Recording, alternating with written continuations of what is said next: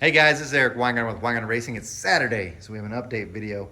You're like, what's all this stuff? Well, it's been a busy week, and I'm going to get to all this, but I'm going to start off by saying this. I kind of tricked you with the last video, so I did a little short, and it was it was second or third last dyno pool, and it looks like it's blowing up the motor. It wasn't. It looks really, really smoky. In case you're wondering what it was the headers. Someone nailed it in the comments, so got to give you credit. Gave you my little heart. All it was the headers. These headers were Schoenfeld ones, and they've been painted. And I told Gary's got Dunsworth's the one where we dyno at. And anyway, I told him, I said, this is gonna make a mess because it's gonna smoke pretty bad when it fires up and we get making some pools. And sure enough, it did. So that's what you saw. I mean, it looks pretty nice still considering. I'm surprised it didn't burn it all the way off and do some weird stuff. You could tell where it's darker here is what it kind of looked like. But that's what that smoke was. The engine's fine. It currently has 186 dyno pulls on it. We made 32 on Thursday. If you were a channel member, which I highly encourage most of you to do, you already know the results of all the testing. For the rest of you, I'm gonna be putting little videos up each week to go over some of the differences. So like what was tested? Well, tested the tunnel ram. And I'm gonna give you a little preview on this. Whoever says that you can't load, tunnel rams don't do well down low are full of crap. We had 2,000 CFMs worth of carburetors on top of this thing. We pulled it to 3,800 RPM, 501 foot-pounds of torque. Yeah, it pulls pretty good down low. It's by far the best one with torque down low over a dual plane, over anything. That's your man. And this thing's not ported, it's stock, and you can see ridges. The other thing that got tested, there's so many things that got tested. The 1 3/4 step to 1 7/8 headers, obviously the tunnel ram, the old Victor Jr. versus new Victor Jr. And then the thing most of you wanted to see was the setup with the Dominator neck down to this 4150 because you heard it was the best. And I will say right now, this combination right here gave the best average power of any of the intake manifolds besides the tunnel ram. Tunnel ram's king. I'm gonna straight up tell you, tunnel ram's king. However, this did not give the best power. There's one intake manifold that was better, considerably better as far as peak power for sure than even the tunnel ram. But this was the best average besides the tunnel ram. If it did an open one, so this one's obviously tapered, it wasn't. So become a channel member. You'll get to see the dyno graphs. As soon as this video is over, I'm gonna send them out to my channel members so you get to already see it before I do a video. And I don't know when I'm gonna do the video for that because it's still a lot of stuff I need to go through and put the whole thing together. But did that. So we tested the old Victor Jr. versus the new Victor Jr. I also got to see the difference between doing this, if it made any difference in power. On a Edelbrock Super Victor 2970, does removing the cloverleaf do anything? Tested that. I also didn't mention this in my videos before. I tested an old Super Victor manifold, 2925, versus the new Super Victor 2925. I also tested all these against a dual plane. There was a lot of other stuff. Also, if you could, what does a 4150 carburetor, 1,000 CFM on a 4,500 intake, does it make the same power? All that got tested, and these will be in later videos, so I highly encourage you to watch it. How do you become a channel member? Because to keep memory, you go to my website, wengines.com, and there's a link to my online store. You sign up. You get lots of stuff that never really makes the channel because it takes too long to get in there. You're also going to get, eventually all this information will be in a dyno book, and several of you know about my dyno books, but you're gonna get it $10 more than what the cost is. The rest of you are gonna be paying considerably more because this took a lot of effort. Anyway, it sounds like I'm trying to sell you stuff, but gave you some of the stuff. I will go ahead and tell you one thing that just for you guys to know, just a little bonus since you watched this video. When we were testing this, so on the tunnel ram, I already had been using on all the dyno tests before was 1,000 CFM race demon carburetor. Had it forever, and I had Mark Whitener redo it. Well, by chance, another viewer said, I've got one for sale that's just like it. Would you like to buy it? And I said, absolutely, because then I could have two identical carburetors. So I sent it off to Mark Whitener and redid it. And he did it, he had the specs from the first one. He did it exactly the same.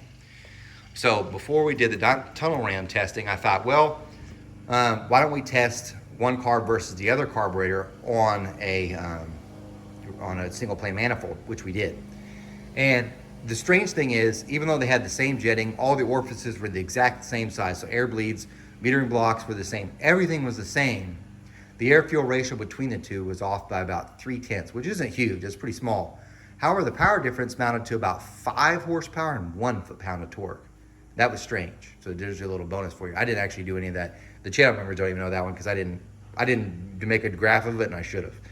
Anyway, so that's your little bonus weird thing. So, but anyway, later videos on all that stuff. Tomorrow, there's definitely going to be an in-depth video on one of the aspects covered. It might even be the headers. So besides that, let's talk about how the S10's doing, because this one this week may be probably the most infuriated I've ever been. So for all you fuel injection or teen guys, you know what a carb has never done? Stupid shit. Let me explain. So it's been great weather. It's great weather right now. So I took the truck earlier this week. I think it was like Tuesday. I was like, I'm just gonna, yeah, it was Tuesday. Just took it for a drive, maybe 20 miles, something like that. The thing was working fabulous until the last 3 miles. So I mean, everything was perfect. This thing is like, I'm ready for the track. This thing's working great. Drives, cruise, everything. This thing's, it's amazing, right? Come to a stop sign, go to take off, and it starts just popping and banging, and just banging and popping. And I thought, well, maybe it's because I had the electric cutouts, and maybe because I turned those on, and maybe it causes some kind of interference, which seemed to me stupid that you could turn on one switch not related to any other switch, not even on the same circuit, and that would cause some weird stuff to happen within your EFI. I turn it off, and it does it and then doesn't do it. So it's not consistent. So it was driving me crazy. So I came back, looked at all the stuff. Things looked great. Dick with it for like an hour. Go for another drive. Things are working great for like 10 or 20 minutes. Boom, does it again. Back to the house, look at some more stuff. Check. Can't find anything. Maybe it's this. Nope. Let's. You know, with the old spark plugs out of the dyno, they never had any problems. So I actually kept those. Put those back in, and this is gonna fix it. Does good for 5-10 minutes, then does it again. So this was like religious. I was getting so infuriated. So what I ended up doing, I have a blow-through carburetor for this, because I knew this might be a situation where the EFI computer, because you know computers are superior until they work, till they don't, and then they do stupid stuff. So I was like, you know what? I'll just switch it on to put the carb on it. I don't care. But then I got to thinking, I got to get a different regulator. I've got this one here, obviously, but I wanted to use the same lines and try to use the EFI pumps to do the regulator. Blah, blah, blah, it doesn't matter. Anyway, I finally decided, you know what, I'm gonna take a data log. I looked at the data log. It's showing weird RPMs. I'm like, it's not even probably, there must be something with the distributor then. Then I'm like, how is the dash showing the right RPM? The dash shows the right RPM, but the data log shows 49 billion. So I was like, oh, I'm frustrated. Finally, when I was looking at the data log just a little closer, though, I went to a different screen, and there it is. What happened was the rev limiter for the trans brake was coming on and off. So it would run and yeah, it's on the and that's what kind of what it sounded like. So I'm like, air fuels looked good until that point. So what it was the rev limiter for the trans brake was on and off. And they're like, well, you did something wrong. You wired it wrong. No, the trans brake solenoid, the whole thing didn't have power to it. But as you know, it's ground activated. I checked that whole wire. It's not touching a ground at all. The only thing I could think is once the inside, because I do have a monitor inside this, once the temperatures inside the engine bay get hot, I think something just enough to signal some stupid ground signal to cause it to go off. So all I did was deactivate it, took it for a drive, and man, back to life. So I didn't switch it over to carb. So talked to Scott Clark, and he's like, you just need to put this transistor thing or whatever thing in this ground relay, and it has to have a strong ground before it'll activate. That's all you gotta do. So easy fix. But the point I'm trying to make is, I have never in my life spent that much time on a carb. And I can promise you too, for all you EFI guys that keep trying to tell carburetor guys or carb guys that they're so much better and they're so much easier. Bullshit.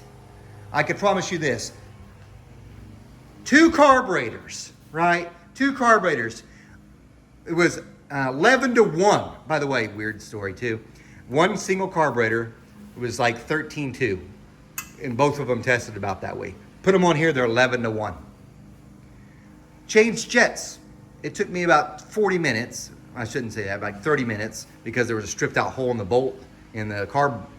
But anyway, changed all jets, took 4 jets out all the way around, back to 12.8, 30 minutes.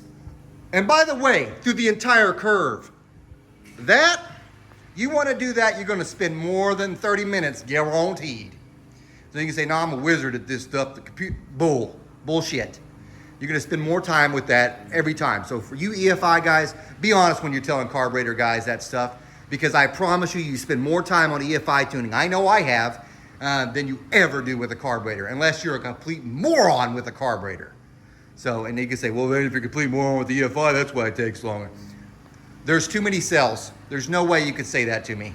So the one thing about a carburetor, it's dumb, but it does dumb stuff the whole time, or smart stuff the whole time. This could be dumb and smart at the same time.